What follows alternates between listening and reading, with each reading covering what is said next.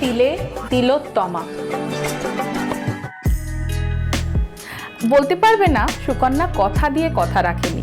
Tribe TV কথা দিলে কথা রাখতে জানে। আগের পর্বেই বলেছিলাম এক কর্মবীর মানুষের জেনে নেব একান্ত ব্যক্তিগত কথা, মানে মনের মণিকোঠায় জাফরি দেয়া জানলায় সযত্নে রাখা কুলুঙ্গিটায় আড়ি পাতবো আমরা আজকে। আগের দিন জেনে নিয়েছিলাম তার কর্মযোগে ভরা বিশাল জীবনটার কথা। আজকে চিনে নেব ব্যক্তি মানুষটাকে খুব কাছ থেকে। আসুন দেখে নিই আগের দিনের কিছু ঝলক, তারপর শুরু হবে তার ব্যক্তিগত জীবনের পথ চলা।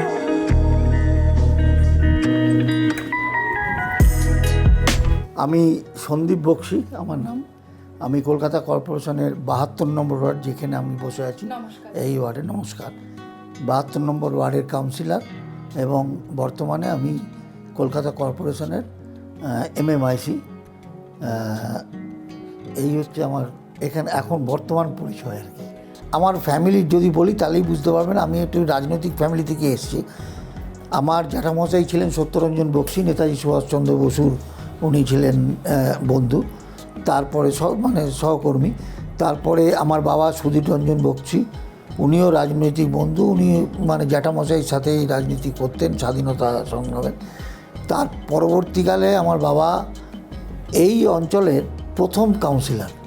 1985 সালে যখন কাউন্সিলরশিপ সিস্টেমটা তৈরি হলো, তার প্রথম কাউন্সিলর হচ্ছে বাবা সুধীর রঞ্জন বক্সি। তারও আগে থেকে আমরা স্কুল শেষ, জাস্ট কলেজে ঢুকেছি, অথবা স্কুলের শেষ 11, আমাদের সময় 11 ছিল, 11-এর পর হায়ার সেকেন্ডারি। তো সেই সময় থেকে আমরা রাজনীতি গ্রাসরুট লেভেলের ফ্ল্যাগ ধরে, আমার আজও মনে আছে এই তখন আমাদের প্রিয়রঞ্জন দাস মুন্সি ছিলেন, আমরা ওনার সাথে ফ্ল্যাগ নিয়ে রাস্তায় মিছিল করেছিলাম। ওনার সাথে নানান জায়গায় উনি মিটিংয়ে বক্তব্য রাখতেন, আমরা বক্তব্য রাখতাম। এই আমাদের 72-73 সাল থেকে আমার রাজনীতি শুরু, নলেজে জবের থেকে আছে আর কি। দিল্লিতে গিয়ে 2 বছর একটা প্রাইভেট অর্গানাইজেশনে কাজ করার পরে ওখানে মমতা বন্দ্যোপাধ্যায় তখন হলেন ক্রীড়ামন্ত্রী। আমি সেই মমতা বন্দ্যোপাধ্যায় ক্রীড়ামন্ত্রীর ওয়ান অফ দ্য অ্যাসিস্ট্যান্ট ছিলাম আমি। তখন আমি সরকারি কর্মী হয়ে গেছিলাম। যেই ডিপার্টমেন্টে মমতাদি মন্ত্রী হয়েছিলেন, আমি তার আগেই SSC পরীক্ষা দিয়ে ওই ডিপার্টমেন্টেই ছিলাম। আমি স্পোর্টস ডিপার্টমেন্টেই কাজ করতাম। তো ওখান থেকে মমতাদি মন্ত্রী হয়ে যাওয়ার পর যেহেতু আমার ইচ্ছে না, আর তার আগে বলি যে সুব্রত বক্সি যে আজকেও তৃণমূল কংগ্রেসের সভাপতি, আমার নিজের ভাই একদম। আমরা 4 বোন 2 ভাই, তার 2 ভাইয়ের ভেতর ও হচ্ছে বড় ভাই আর আমি হচ্ছি ছোটো ভাই। তো ন্যাচারালি আমাদের মমতাদির সাথে সম্পর্কটা তখন থেকে চলে। আর মমতাদির বাড়ি আমাদের বাড়ি এখান থেকে ঢিলছোড়া দূরত্ব। মমতাদি কালীঘাটে থাকেন আর আমরা এই ভবানীপুরে যেখানে বসে আছি তার পাশেই আমার বাড়ি। আমার জন্ম এই বাড়িতেই হয়েছে। তো তখন থেকেই আছি। করতে করতে যখন দিল্লিতে চাকরির খাতিরে চলে গেলাম, আমি সেইখানে স্পোর্টস মিনিস্ট্রিতে আমি জয়েন করলাম। আমি ওনার একটা PA হলাম। তো PA হয়ে কাজ করতে করতে তারপরে উনি যখন ছেড়ে দিলেন উনি রেজিগনেশন দিয়েছিলেন, আপনাদের সকলের মনে আছে। উনি রেজিগনেশন দেওয়ার পরে আমি স্পোর্টস অথরিটি অফ ইন্ডিয়াতে জয়েন করলাম। ওটা স্পোর্টস ডিপার্টমেন্টেরই একটা ছিল। আমি জয়েন করলাম, এনে প্রথমে আমাকে পোস্টিং দিয়েছিল শিলিগুড়িতে। আমি শিলিগুড়িতে 1.5 বছর কাজ করার পর বর্ধমানে আমি 3 বছর কাজ করার পর 1997 সাল থেকে আমি কলকাতা স্পোর্টস অথরিটি অফ ইন্ডিয়ায় পোস্টিং। সেখান থেকে আমি ডেপুটি ডাইরেক্টর হয়েছিলাম। ডেপুটি ডাইরেক্টর হয়ে মমতাদির ডাকেই আমি রেজিগনেশন দিয়েছিলাম 1915 সালে। তখন ইতিমধ্যে আমার হাতে এসে গেছিলো আমি ডাইরেক্টর হচ্ছি, সেই চিঠি আমার এসে গেছিলো। কিন্তু সেটা ছেড়ে আমি রেজিগনেশন দিলাম, দিয়ে আমি কলকাতা কর্পোরেশনের কাউন্সিলর এলাম 2015 সালে। এই আমার কাউন্সিলরশিপের এই গল্প আর কি, তখন থেকে আমি করছি। শোভন চট্টোপাধ্যায় আমার আগে থেকেই পরিচয় ছিল, আমি তো রাজনীতিতে ছিলামই বললাম, তো পরিচয় ছিল, তো আমাকে খুব সাপোর্ট করেছিল। তখন ওখানে বুস্টার পাম্পিং স্টেশনের একটা প্ল্যান দিল, তাই বললাম ঠিক আছে করবো। বলে কোথায় করবি, জায়গা দেখা। এই করতে করতে আমরা দেখলাম গোলমাঠ বলে একটা এরিয়া আছে, ওখানে একটা জায়গা যে ব্রিটিশ আমলে ওখানে আইদার জল পাঠানোর জন্য কোনো কিছু ব্যবস্থা ছিল, কারণ আন্ডারগ্রাউন্ড সব পাইপগুলো ছিল। এটাতে আমাদের সুবিধা হয়ে গেল, কয়েকটা পাইপ একদম জ্যাম হয়ে বন্ধ হয়ে গেছে, সেইগুলো পাল্টাতে হলো। আদারওয়াইজ ওই বুস্টার পাম্পিং স্টেশন ওই জায়গাটায় করার জন্য প্ল্যান করলাম। ইনিশিয়ালি লোকের একটু যা হয় যে মেশিন হবে, ওখানকার পাড়ার ছেলেপেলেরা একটু বদমাশি করতে আরম্ভ করলো, না হতে দেবো না। তখন আমাকে দিদি বলল, দিদি মানে মমতাদি বলল, শোন, মানুষকে কষ্ট দিয়ে অথবা মানুষের বিরুদ্ধে কোনো কাজ করবি না, যদি না চায় করবি না, ওইখানে অন্য জায়গা খোঁজ। আর তাদের বোঝাবি, যদি মনে করে যে মানুষ হ্যাঁ ঠিক আছে দরকার আছে, তাহলে দেখবি একদিন তোকে কাজ করতে দেবে। তারপরে আপনার ধরুন হেলথের একটা সেন্টার, সেই সেন্টারটাও করলাম। বিশাল মানে সমস্ত রাজনৈতিক নেতাদের ক্ষেত্রে এই করোনা একটা চ্যালেঞ্জ হয়ে দাঁড়িয়েছিল। করোনার সময় আপনি কিভাবে আপনার ওয়ার্ডকে মোকাবিলা করার জন্য? আমি আসি, আমি তার আগে একটা বলি, ইতিমধ্যে আমি আমার ওয়ার্ডেরটাও দেখতে লাগলাম। অনেক দিন ধরে প্রথম যখন আমি নির্বাচিত হয়েছিলাম, আমি 4-5টা আমার যে বস্তি ছিল তার ভেতরে একটা বস্তি রামময় রোডে আছে, পদ্মপুকুরের ঠিক অপোজিটে। সে রামময় রোডে প্রথমে একটা আগুন লাগলো বস্তিটাতে, কাতারে কাতারে মানুষ ওই বস্তি থেকে বেরিয়েছে, আর ওই পদ্মপুকুর থেকে জল তুলে ঢালতে ঢালতে কন্ট্রোলে করে এসছে। আমরা যখন গিয়ে জিজ্ঞেস করতাম তখন বলতো না আমাদের কিছু লাগবে না, কিন্তু আমার কাছে ফোন আসতো, খুব কনফিডেন্সিয়ালি ফোন আসতো, এসে বলতো দাদা আমাকে যদি 2টো চালের ব্যাগ পাঠিয়ে দেন, খুব ভালোভাবে বুঝতে পারছেন তো, অত লোকের সামনে চাইতে পারলাম না। না না কোনো ব্যাপার নেই, আপনাকে কনফিডেন্সিয়ালি আমি নিজের হাতে গিয়ে পৌঁছবো। এরকম 4-6টা ফ্যামিলি আমার এখানে, তারা টেলিফোন করতো যখন তার দরকার হতো। এইভাবে যুদ্ধ করেছি, যখন যেরকম পেরেছেন পাশে দাঁড়িয়ে। জামা কাপড় করতে করতে একটা স্টেজে হলো এই আপনার আমফান হয়ে গেল। দ্যাট পার্টিকুলার আমফানের রাত্রে আই হ্যাভ বিন ইন বড়ো অফিস ফুল দ্য নাইট। আমাকে ডিউটি দেওয়া হয়েছিল যে বড়ো অফিসের যারা চেয়ারম্যান, তার সব বড়োতেই বলা হয়েছিল সে নিজের অফিসে থাকবে। আমার বড়ো অফিসে আমি আমার সমস্ত আধিকারিককে নিয়ে, মানে ইঞ্জিনিয়ারদের নিয়ে আমি ওখানে ছিলাম, এবং সেইখানে সারা রাত ধরে আমি দেখেছি তাণ্ডব কি, এই যে আমফানের যে কী তাণ্ডব, যেটা আমরা বাড়িতে আমি এসে যখন আমার নিজের ওয়াইফকে জিজ্ঞেস করলাম, কি অন্য দিদি জিজ্ঞেস করলাম, ওরা যেটা বুঝতে পারেনি সেটা আমরা সারা রাতে বুঝেছি যে কী তাণ্ডব হয়েছিল। এবার কথা হয়েছে রাত্রি 10:30 11টার সময় আমার এখান থেকে খাবারের ব্যবস্থা করা হয়েছিল যে সবাই আমরা ওইখানে খাবো। না, খাবারটা নিয়ে যাবার আমার ড্রাইভার যেতে পারছে না, সব জায়গায় যাচ্ছে, গাছ পড়ে আছে, জল জমে আছে তো বেরিয়ে যাবে, একটা গাছ পড়ে আছে, সে গাছ গার্ড হয়ে গেছে রাস্তা। আমাকে টেলিফোন করেছে, আমি পাড়ার ছেলেদের এখানে টেলিফোন, তারাও একটা ঘরের ভেতর বসে আছে, বেরোতে পারছে। এর ভেতর আমার 12টা 12:30টার ভেতর খাবার নিয়ে গিয়ে তারপর আমরা এখানে খেয়েছিলাম। তো সারা রাত আমরা ওখানে ছিলাম। সকালে যখন বেরোলাম তখন দেখলাম যে সমস্ত বড় আট অঞ্চলটা গাছ পড়ে জল জমে, মানে একটা বিভৎস কাণ্ড। তো এরকম দেখে মনে হচ্ছে ওই অঞ্চলের উপরে কেউ অ্যাটম বোম মেরে চলে গেছে, এরকম অবস্থা।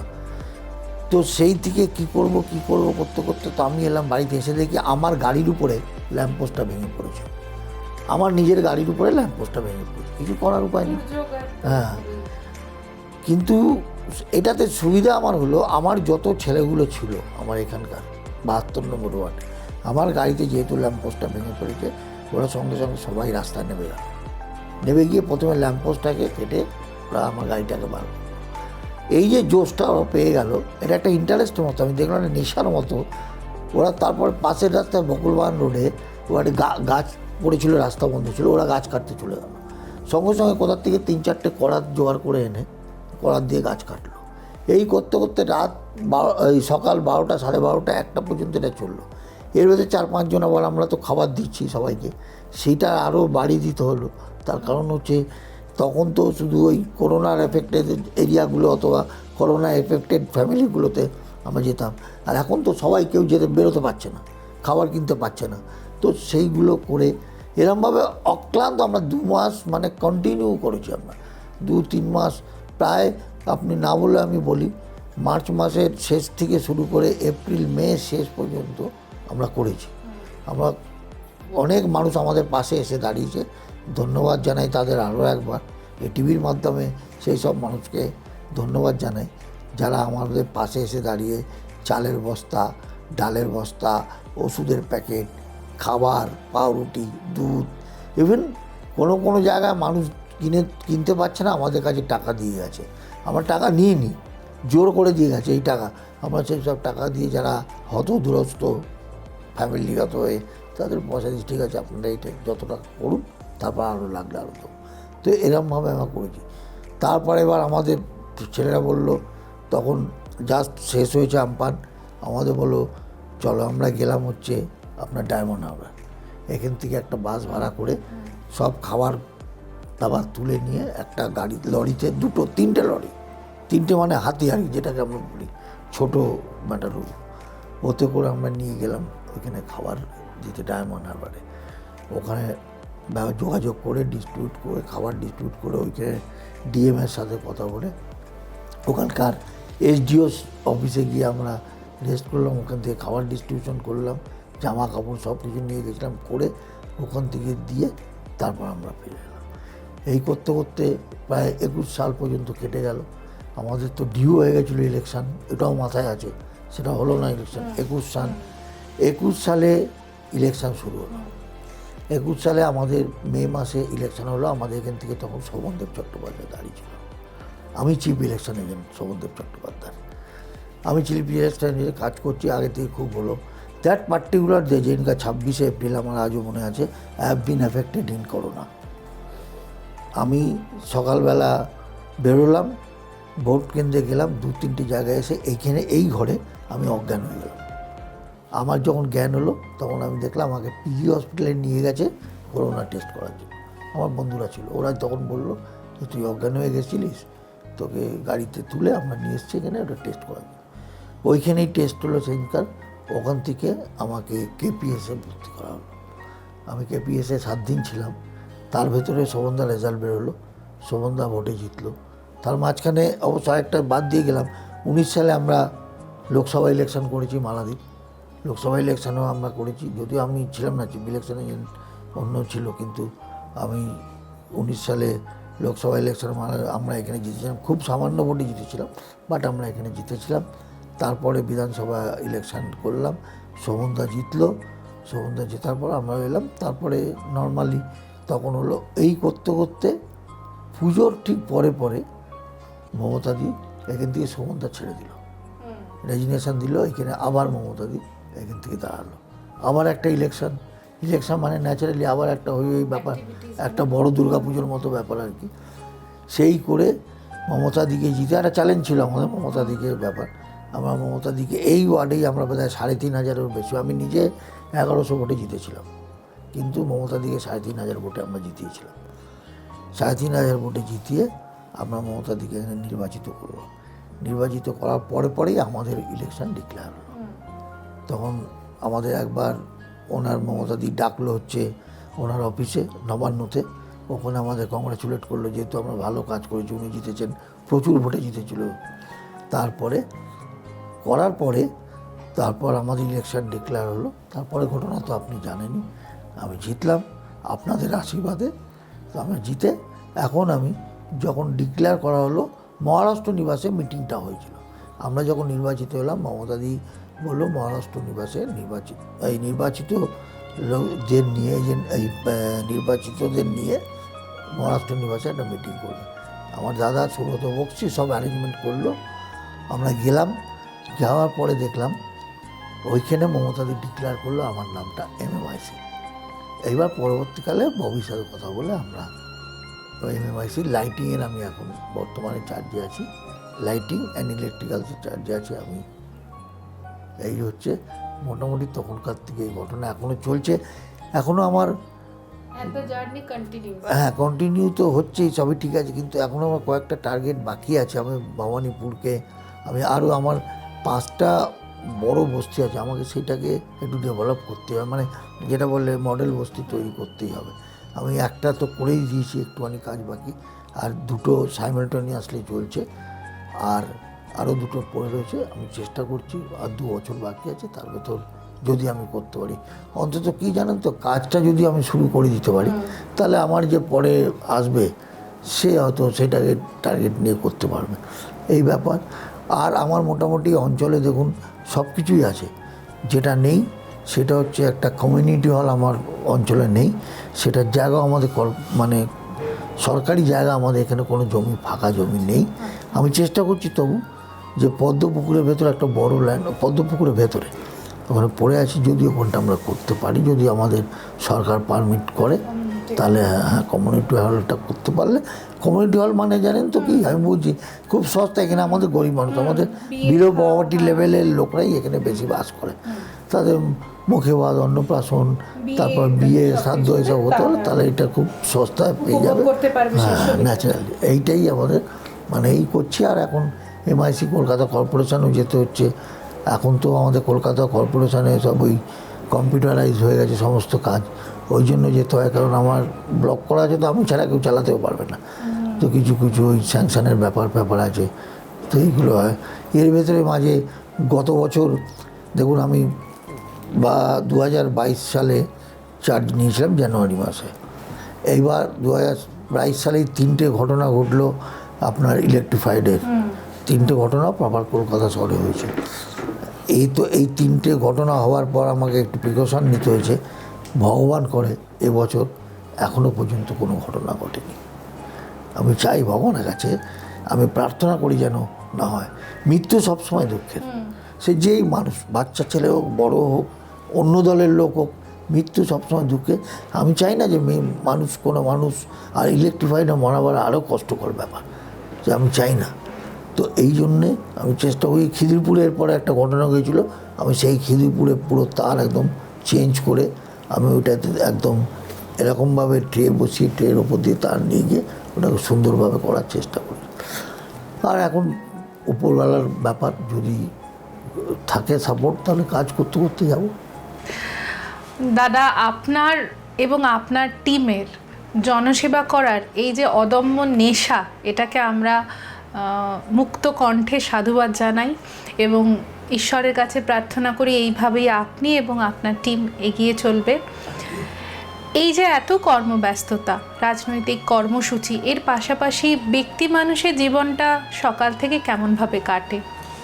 না, ইনফ্যাক্ট সত্যি কথা বলতে কি, আমি একটু ফ্যামিলি কথা আছে। আমার ফ্যামিলি বলতে আমার একটা মেয়ে ছিল, সে ব্যাঙ্গালোরে থাকে, তার বিয়ে হয়ে গেছে।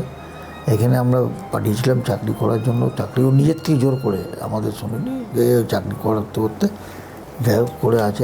আমি আমার ওয়াইফ দুজনে থাকি।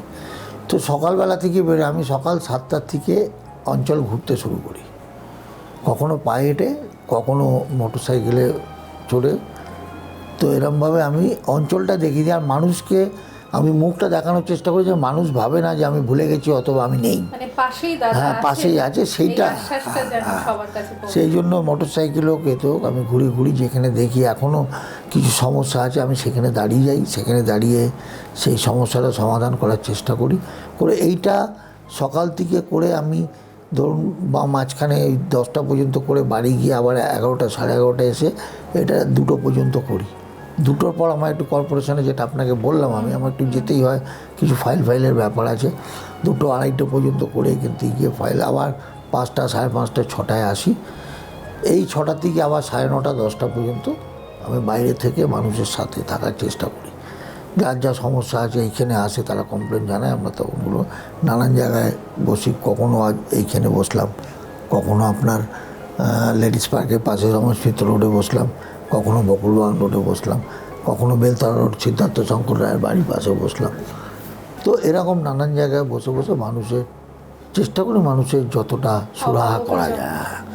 তো এই করতে করতে রাত্রি হয়ে যায়, তারপর বাড়িতে গিয়ে খেয়ে শুয়ে পড়ি। এই তো আমার সারাদিনের কাজ।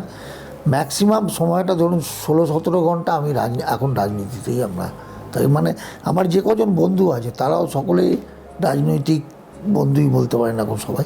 তো তারা সবাই ওই রাজনীতি নিয়ে যে যার কাজের সময় একটু কাজ করলো, আবার এখানে আড্ডা মারে। আর এখানে পার্টি অফিসের সামনে বসে আড্ডা মারা মানে ওদেরও সেই রাজনৈতিক ব্যাপার নিয়ে আলোচনা করা, এই করেই আমাদের কেটে যাচ্ছে। দাদা, এলাকায় কি জল জমার কোনো সমস্যা আছে? কেন আমরা জানি জমা জল মানেই সবচেয়ে বড় আতঙ্ক এখন ডেঙ্গু। জমা জলের একটা সমস্যা ছিল। আমি যখন প্রথম 2015 সালে হয়ে এলাম কাউন্সিলর হয়ে, এই রমেশ মিত্র রোডটা হয় বৃষ্টির জলে আর নালে আপনার জোয়ারের জলে, গঙ্গা সামনেই গঙ্গার যে জোয়ারের জল এসে এটা ভরে যেত। তো আমার এটা একটা টার্গেট ছিল যে এটা কী করে কমানো যায়, তার কারণ আমার দাদার বাড়ি আগে ওখানে ছিল। এবার এরকম একদিন ঘটনা ঘটেছিল যে আমার বৌদি আমার বাড়িতে এসেছিলো, আমি ওই রাস্তায় পিয়নাথমল রোডে থাকতাম, ওই এখন দাদা ওইখানে চলে এসছে। তো এসে তারপর ওইখানে বৃষ্টি পড়েছে, বৃষ্টি হচ্ছে, ঢুকেছে আমার বাড়িতে। তারপরে যতবার ফোন করছে যে না জল নামেনি, এখন জল নামেনি, বৌদি যেতে পারে, সন্ধ্যাবেলা রাত্রিরে গেছে। তো এটা আমার একটা টার্গেট ছিল যে কত মানুষের কত কষ্ট হয়। ওখানে আমার একটা বন্ধুর রঙের দোকান আছে, বার্জার পেন্টস, এশিয়ান পেন্টসের ব্যবসা করে। তো সেই দোকানগুলো আমি দেখেছি চোখের সামনে জল ঢুকে কত রং নষ্ট করে দিয়েছে। তো ন্যাচারালি কত বাচ্চা দেখেছি রাস্তায় জলের ডোর। ওখানে একটা ইলেকট্রিফাইড হয়েছিল আমার মনে আছে 2015 সালে, বৃষ্টিতে জল জমে গেছে, বাচ্চা ছেলেটা কোচিং ক্লাস ছুটি হয়ে গেছে, খেলতে খেলতে এসে একটা ল্যাম্পপোস্টে হাত দিয়েছে, সঙ্গে সঙ্গে মারা গেছে। তো আমার মাথায় তখন থেকে ঘুরছিল।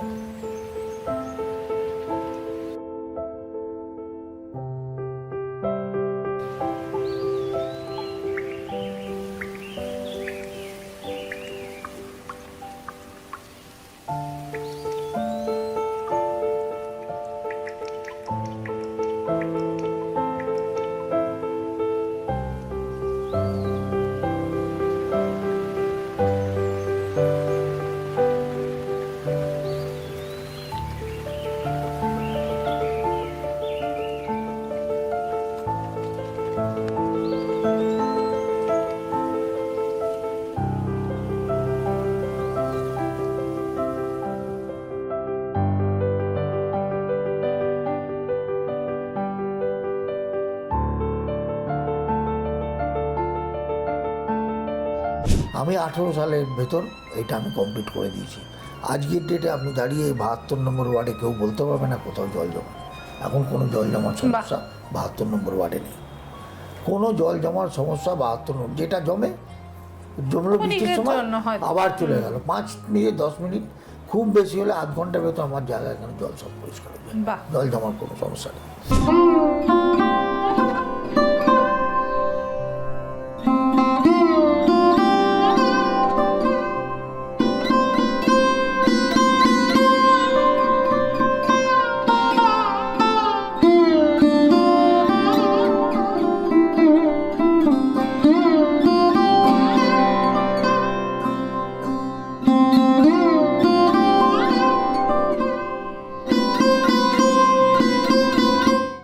আর ডেঙ্গু মোকাবিলায়? ডেঙ্গু আমি বলি, দেখুন ডেঙ্গু যেভাবে সারা কলকাতা শহরে আস্তে আস্তে ছড়াচ্ছে, সে আমাদের এখানে গত বছরও ডেঙ্গু, কিন্তু ডেঙ্গুতে আমার এখানে কেউ ফাটাল কেস কোনো নেই। ডেঙ্গুতে অসুস্থ হয়েছে, ডেঙ্গুতে আপনার হসপিটালে চলে গেছে, ডেঙ্গুতে বাড়ি ছেড়ে চলে গেছে, এরকম ঘটনা হয়েছে। যখন খুব প্রকটভাবে ডেঙ্গু অ্যাফেক্ট করেছিল কলকাতা শহরে, তখন আমাদের এখানে হয়েছিল যে ডেঙ্গুতে কিছুতেই হচ্ছে না, বাড়ি ছেড়ে চলে গেল অন্য জায়গায়, কিন্তু কোনো ফাটাল কেস নেই আজ বেরোতে। এবার আমি কালকের দিনের ডেট দিতে পারি যে আমাদের এখানে 3 জন কি 4 জন ডেঙ্গু এফেক্টেড হয়েছে নর্মাল, তাদের জল ওষুধ দিয়ে, তার ভেতরে 1 জন 2 জন অলরেডি তারা কন্ট্রোলের ভেতর আছে, 1 জন 2 জন হয়তো আছে। বাট আমি ডক্টরের সাথে কথা বলেছি, আমাদের এই কলকাতা কর্পোরেশন ডক্টর, উনি বলেছেন যে না স্যার এইগুলো আমাদের কন্ট্রোলে আছে, আপনার চিন্তা করার কিছু নেই।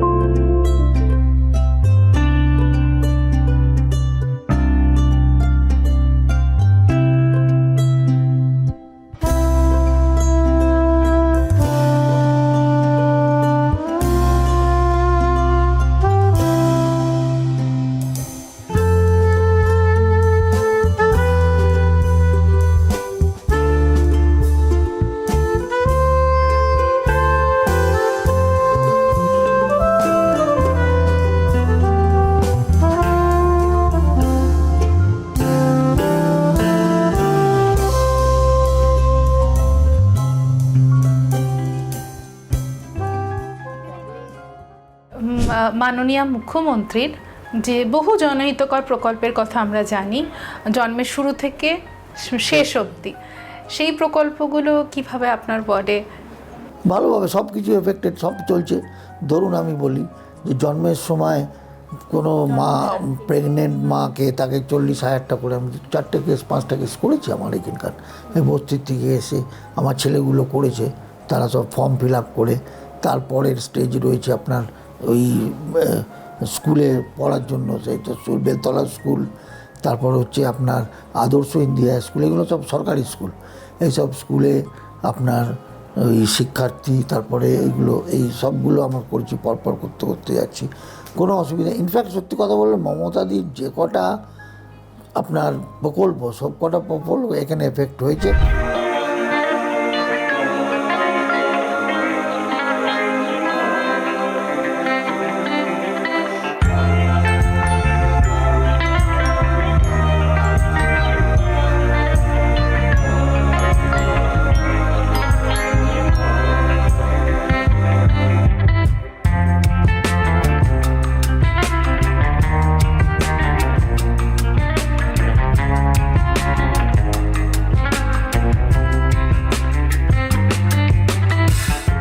আবার দুয়ারে সরকার হচ্ছে, যার যা সমস্যা আছে আসুন। তো আমার মনে হয় না আমার এখানে কেন ফাঁকা এখন আর সেই প্রথম দুয়ারে সরকার বা দ্বিতীয় দুয়ারে সরকার যে দেখেছিলাম, আমার একটা এক্সপিরিয়েন্সে কথা বলি। আমি বাড়িতে সারাদিন ধরে সকালে ঘুরে বাড়ি গেছি স্নান করে, আমার ছেলেগুলো বলেছি যে আমি তো 11টায় আসবো, 11টায় খুলিস না। কিন্তু ওরা 10টার সময় বলছে দাদা মারপিট হচ্ছে। আমি বলে দেখ খুলে দে তাহলে। ইতিমধ্যে ওদের লোকরাও এসে গেছে, এবার খুলে দিয়েছে। সেই চাপটা এখন কমে গেছে। এর থেকে বোঝা যায় মোটামুটি মানুষ স্যাটিসফাই, সব কিছু পেয়েছে।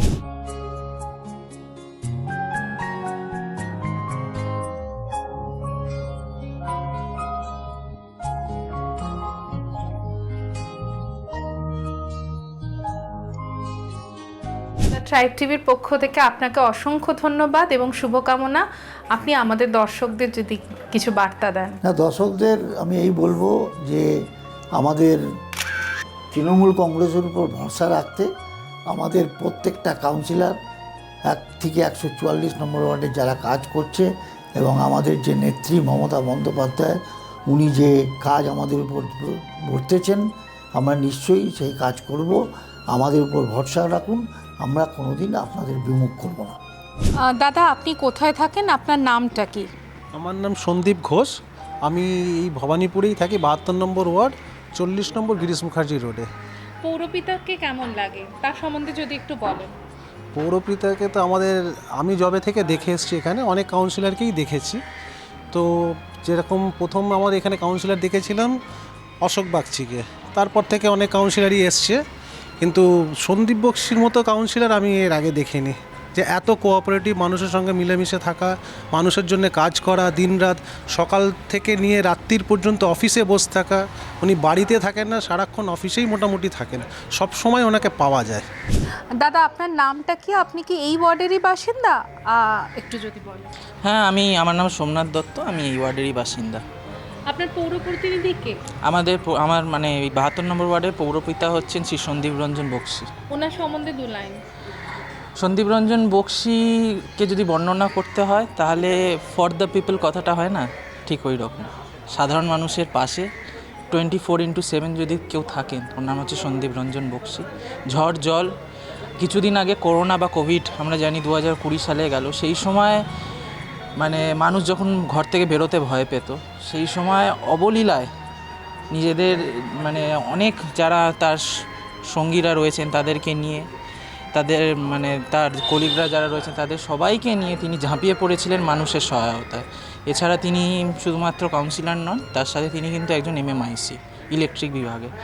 এই ওয়ার্ডে কেন, সারা সমগ্র কলকাতা জুড়ে কখনো কোনো ইলেকট্রিক সমস্যা হলে তৎক্ষণাৎ পরিষেবা পাওয়ার মতন যদি কোনো মানুষ থেকে থাকে, তার নাম হচ্ছে সন্দীপ রঞ্জন বক্সি। একে একে মোট 2টি পর্ব জুড়ে আমরা জেনে নিলাম কর্মবীর এই মানুষটার ব্যক্তিগত এবং কর্মজীবনের কথা। মানুষটা দায়িত্ব নিতে সক্ষম, একাধারে দায়িত্ব পালনেও পটু। এমন একজন মানুষ যিনি পদে ভিভিআইপি হয়েও মাটির কাছাকাছি থাকা আদ্যমাদ্য সাদা মাটা একজন মানুষ। এমন একজন মানুষের, এমন একজন কর্মবীরের ভবিষ্যৎ জীবনের সুস্থতা ও সাফল্য কামনা করে আজকের পর্ব আমরা এখানেই শেষ করছি। ও নেক্সট এপিসোডে কাকে নিয়ে ফিরছি সেটা নয় সাসপেন্সই থাক, দেখা হবে খুব শিগগিরই পরবর্তী পর্বে। Till then bye. তিলে তিলে তিলোত্তমা।